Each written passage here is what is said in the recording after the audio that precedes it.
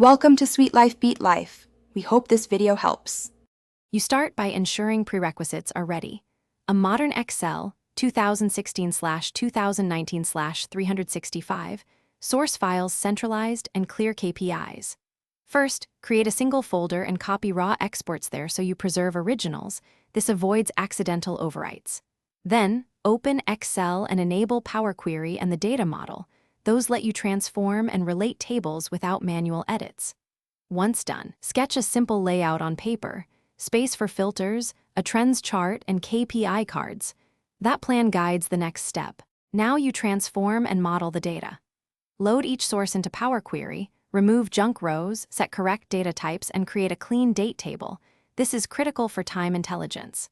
Once loaded to the data model, make relationships using stable keys so slicers filter across tables. Next, write DAX measures for core metrics.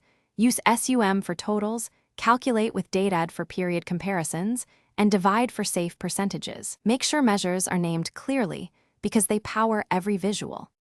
Finish by designing and optimizing the dashboard. You should arrange slicers, KPI tiles, central trend visuals, and supporting tables for a clear reading flow. Use conditional formatting sparingly to highlight exceptions and set visuals to use measures, not raw columns. Once done, test interactivity by changing filters and validating numbers against source files.